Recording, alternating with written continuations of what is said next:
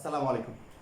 LC এবং chemistry হাউসের পক্ষ থেকে আমি নাদিম মাহমুদ তোমাদের সবাইকে স্বাগতম। রসায়নের রসকাট সিরিজে নতুন আরেকটা পর্ব তোমাদের সবাইকে সুস্বাগতম। আজকের ক্লাসে আমরা পর্যায় সারণী, আধুনিক পর্যায় সারণীর যে 18টা গ্রুপ আছে, এই 18টা গ্রুপের নাম আমরা শিখবো এবং প্লাস হচ্ছে প্রত্যেকটা গ্রুপের ক্ষেত্রে যে মৌলগুলো আছে, অর্থাৎ যে কয়েকটা গ্রুপের মৌলগুলো আমাদের সবচেয়ে বেশি ব্যবহার হয়ে থাকে, ওই গ্রুপের কি কি মৌল আছে ওইটা আমরা আজকের ক্লাসে শিখবো। ঠিক আছে? তো এইদিকে আমরা দেখো খুব সুন্দর করে কিন্তু 18টা গ্রুপের নাম আমরা লিখে রেখেছি। প্রথমে আসছে গ্রুপ 1 ক্ষার ধাতু। ঠিক আছে? আমরা সাধারণত হাইড্রোজেন ব্যতীত বাকি যে সকল 6টা মৌল আছে এদেরকে কি বলা হয়? ক্ষার ধাতু বলে। এই ক্ষেত্রে লিথিয়াম, তারপর হচ্ছে তোমার কি lithium, sodium, potassium, rubidium, caesium, আর নাম কি ফ্রান্সিয়াম। ঠিক আছে? গ্রুপ 2 মৃৎ ক্ষার ধাতু। তো পর্যায় সারণীতে উপস্থিত গ্রুপ 2 এর নাম মৃৎ ক্ষার ধাতু। এই ক্ষেত্রে মৌলগুলো হচ্ছে বেরিলিয়াম, তারপর হচ্ছে ম্যাগনেসিয়াম, তারপরে ক্যালসিয়াম, তারপর স্ট্রনসিয়াম, তারপর হচ্ছে বেরিয়াম, তারপর হচ্ছে তোমার কি রেডিয়াম। ঠিক আছে? তারপর হচ্ছে গ্রুপ 3 থেকে আবার আমরা অবস্থান্ত ধাতু হিসেবে জানি। ঠিক আছে? এই ক্ষেত্রে আমাদের সবচেয়ে বেশি ব্যবহৃত হয় হচ্ছে স্ক্যান্ডিয়াম থেকে তোমার জিঙ্ক পর্যন্ত। ঠিক আছে? এগুলোকে আমরা অবস্থান্ত ধাতু হিসেবে জানবো।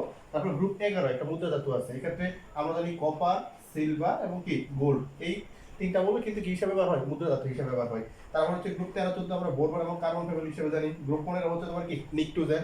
গ্রুপ 16 হচ্ছে চ্যালকোজেন। গ্রুপ 17 হেলোজেন, আমাদের সবচেয়ে বহুল প্রচলিত একটা গ্রুপ। ঠিক আছে? হেলোজেন শব্দের অর্থ তোমার কি লবণ উৎপাদনকারী, অর্থাৎ এদের প্রধান উৎসটা কিন্তু কি সামুদ্রিক লবণ।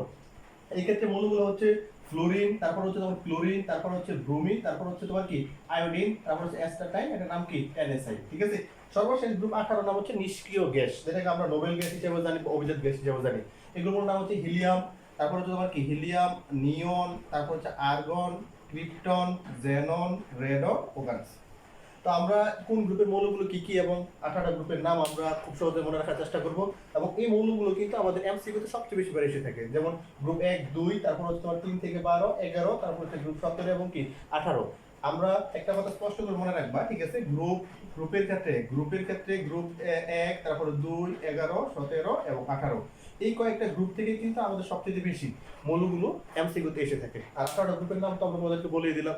আশা করি আজকের ক্লাসে আমরা এই 18টা গ্রুপের নাম খুব সহজে শিখে ফেললাম। এদের কোনো জায়গায় এমসিকিউতে আসলে আমরা খুব সহজে লিখে দিতে পারবো। ঠিক আছে? তো রসকার সিরিজে আজকে এখানেই শেষ। সবাইকে ধন্যবাদ। আসসালামু আলাইকুম ওয়া রাহমাতুল্লাহি ওয়া বারাকাতুহু।